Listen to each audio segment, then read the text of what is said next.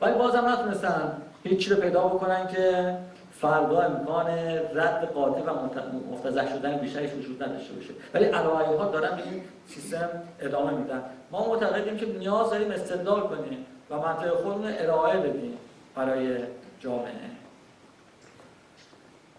خدمت شما عرض کنم که این هم پس بنابراین ویژگی دیگه هستش که مسالمت آمیز بودن مبارزه.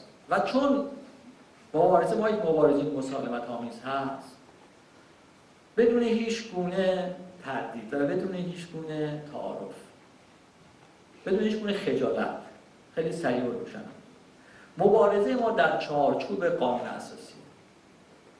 این به معنای این نیستش که ما انتظار داشت بگیم که همه مثل ما فکر میکنن، همه در جنبش سبز مثل ما فکر میکنن یا باید مثل ما فکر بکنن. و به معنای هم نیستش که اونهایی که اینجوری فکر میکنن که مبارزه در چارچوب قانون هست یعنی اینی که قانون اساسی قانون خیلی خوبیه، هیچ ایراد اشکالی هم نداره و اصلا قابل نقد نیست. اصلا این معنا هم نیست. ما بر یک مفهوم حقوق بشری تاکید میکنیم، اصل تفتیش حقایق.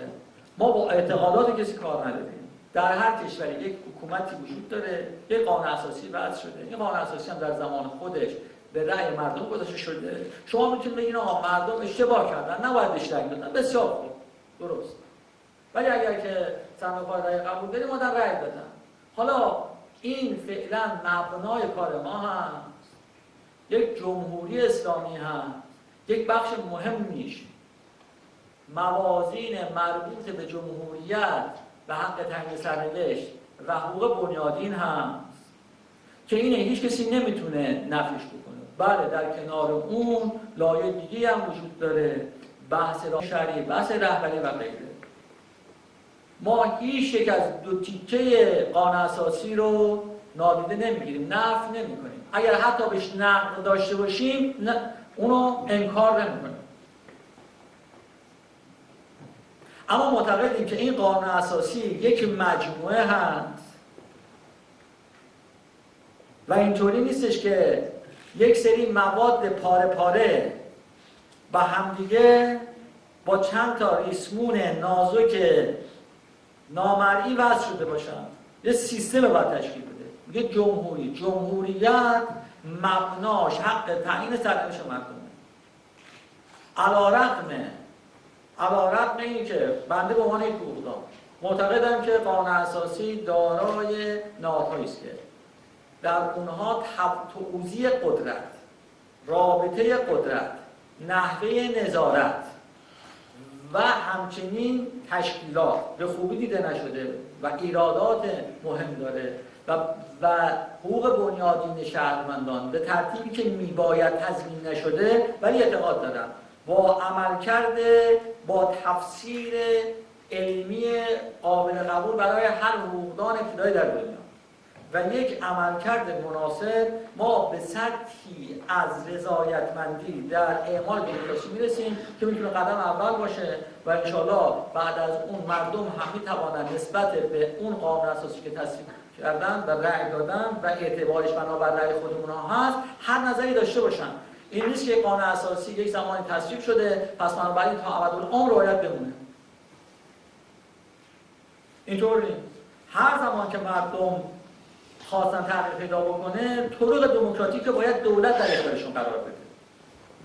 درسته که قانون اساسی یک روزه تصویب نمیشه برای اینکه یک روزه عوض بشه و قانون اساسی خیلی دیر عوض میشه، ولی به هر حال میباید امکان اصلاح قانون اساسی از طرق دموکراتیک وجود داشته باشه تا منجر به خشونت‌های کور نشه، منجر به رادیکالیسم نشه. اون آقایونی که امروزه معتقدن که همه اونهایی که فتنه‌گر هستن اصل فتنه هستن، به جهت اینکه فتنه نشناختن وجود مخالفه. مخالف فتنه نیست، نشناختن وجود مخالف فتنه. به همین ترتیب هستش که اونهایی که حرف از نظام میزنن نه اسلامیتی درشون هست نه جمهوریتی درشون هست. به عبارت دیگر به صورت کاملا روشن واضح از اسلام استفاده ابزاری میکنن، به جای اینکه حالا اصلا راجع بحث دولت دینی هم نداریم که خوبه یا بده، به هر حال ادعای دولت دینی میکنن دیگه. دولت جمهوری اسلامی یک دولت دینی. به جای اینکه دولت دینی بشه اونها قدرت از به جای اینی که دولت دینی بشه اونها دین دولتی کردن. هر آنچه را که میخواهند به نام دین میگن و البته باید قبول بکنیم که اگر اینه قبول نکنیم اشتباه خواهیم کرد که دین همچنان اینکه قبلا در ایران جایگاه مهمی داره همه مروز هم جایگاه بسیار مهمی داره و هیچ جریانی در ایران از نظر بنده امکان توفیق استقرار صلح اجتماعی پایدار و دموکراسی در حد مناسب و تضمین مناسب و شهروندی رو پیدا نخواهد کرد الا به این ویژگی جامعه ایران توجه بکنه و دوچار ایدالیسم تخریبی نشه. خب خدمت شما عرض کنم که علایها پس بنابراین نکته حائز اهمیت این هستش که تفکر و تصور ما از قانون اساسی اینه. قانون اساسی مجموعه از اصولیه که در اون قدرت مشخص و معین شده، توضیح شده. وجود قانون اساسی ذاتاً مغایر با نامحدود بودن قدرته. هر تعبیر و تفسیری از پست، مقام، جایگاه نهادی در قانون اساسی مبنی بر اینی که قدرت نامحدود وجود داره مغایر با ذات قانون اساسی است. این هم به هر حال تعبیر و تفسیر ما از قانون اساسی و سوال بسیار مهمی که مطرح میشه. اما میخوام در 4-5 دقیقه که باقی مونده یه محور باز مهمتری رو به عنوان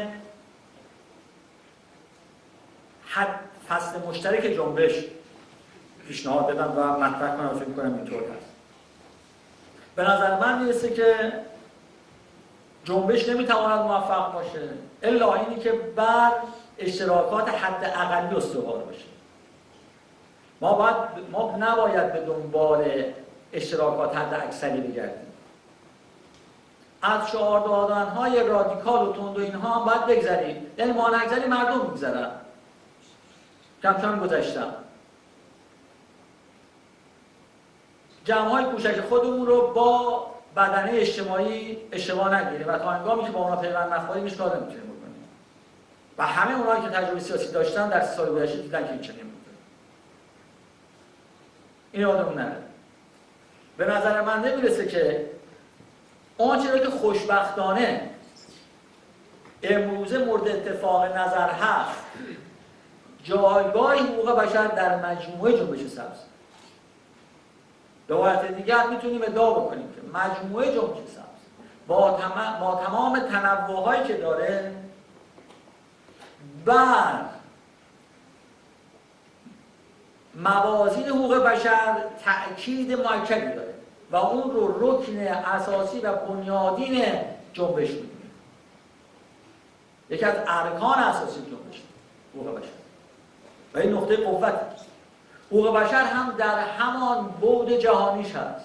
من تکرار بکنم منظور ندیده گرفتن ویژگی‌های کشور در هنگام اجرا نیست، ولی این به معنای توجیه و تفسیری که منجر به نقض حقوق بنیادی و بشروندی بشه اصلا نمیتونه باشه و اصلا نمیتونه جایی داشته باشه.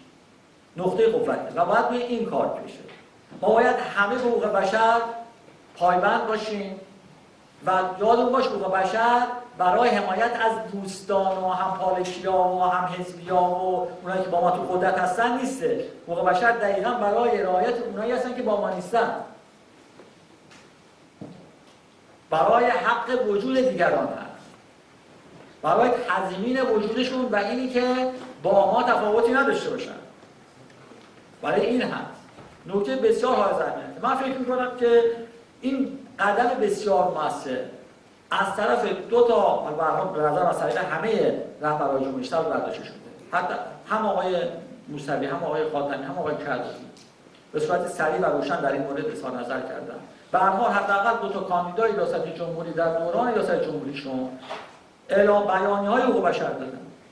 آقای مهندس موسوی بیانیه حقوق بشر در ابتدای کاندیداتوری خودش داده که به هر حال من دعوت میکنم خانم آقایونی که اون ندیدن با یه سرچی در اینترنت پیداش بکنن.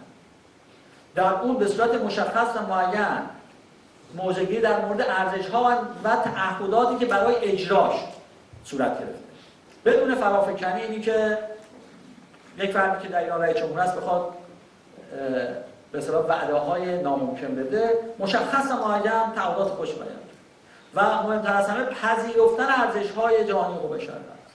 آقای کبیری هم به همین طرز. و امروزه می‌بینیم که همین دو نفر بر حق تعیین سرنوشت به صورت بسیار روشن و واضح تاکید دارند. و این نکته بسیار حائز اهمیتیه. و باز به ابزار به در واقع تجلی بیرونی و سازمانی اساسی دموکراسی که انتخابات آزاد و منصفانه و غیرگزینشی هست هم تاکید اساسی دارن. به نظر من میرسه که امروزه ما یک حد اقلایی داریم که میتونیم به اون حد اقلا اعتماد کنیم. اما اینی که حالا حتما در سوالات شما خواهد بود، اینی که اگر جدی اومدن سر قدرت چه خواهند کرد، یک مسئله دیگه است. البته اصلا مسئله مطرح نیست که موسوی، کروبی یا خاتمی بیان رئیس جمهور بشن یا کاری در کشور بشن، همچین بحثی نیست. ولی حالا به فرض هم که شدن، حالا چه تصمیمی میدن، یک سوال دیگه است که مطرح کردیم تو پاسخ میدن. و معتقدم که به هر حال هیچ کسی تضمینات از پیش تعیین شده در بسته به کسی نمیتونه بده. میتونه بده، هیچ فایده‌ای نداره یا زیاد فایده‌ای نداره. آنچه که فایده داره در واقع به وجود آمدن نهادهای دموکراتیک در کشور، فربه شدن جامعه مدنی و حضور آگاهانه مردم بدور از رادیکالیسم و در واقع نوسانات زیاده. یعنی اگر شما نگاه بکنید ببینید که در بعضی از کشورها مردم در یک برهه خاص حاضر میشن، بسیار هم هزینه میدن، اما چون بعدا میرن میشینن یا به هر حال اون حساسیت‌های خودشون از دست میدن، این نهادی که وجود میارن هیچ وقت پایدار نمیشه، مستمر نمیشه. افرادی که با دادن هزینه‌های کمتر ولی مستمر چیزایی میسازن که دیگه تخریبش امکان پذیر نیست. خب به نظر میسه که مسئله رو در رابطه با این که چه کار باید کرد رو خب در سوالاتی که اگر مطرح کردید با هم به گفتگو میذاریم. اما من معتقدم که خوشبختانه برای بار اول میتونیم بگیم که ضرورت شناسایی و تضمین موازین حقوق بشر و اعمال روش‌های دموکراتیک برای تعیین مدیران و رهبران سیاسی جامعه در جامعه ایران وجدان شده. دیگر به صورت یک شعار، به صورت یک ایده نامشخص غیر قابل دست یافتنی نیست، از اون یک استنباط مشخص و معین دارد و قدم‌های اولیه برای دستیابی به اون میشناسن. خب در همین راستا هم هستش که ما امیدواریم که فردا مردم سرافراز ایران یه بار دیگر رشد و بلوغ سیاسی خودشون نشون بدن و با برپایی یک تظاهرات مسالمت‌آمیز، مسئولانه، بدور از خشونت، ندای حق طلبانه مردم ایران به گوش سراسر دنیا برسه و این مسئله بار دیگر ثابت بشه. اگر دیروز مصر بود، امروز ایرانه و سرنوشت منطقه به همدیگه وابسته و گره خورده است و هیچ حکومتی نمیتواند از حق تعیین سرنوشت مردم مصر و تونس و فلسطین و لبنان و عراق و سراسر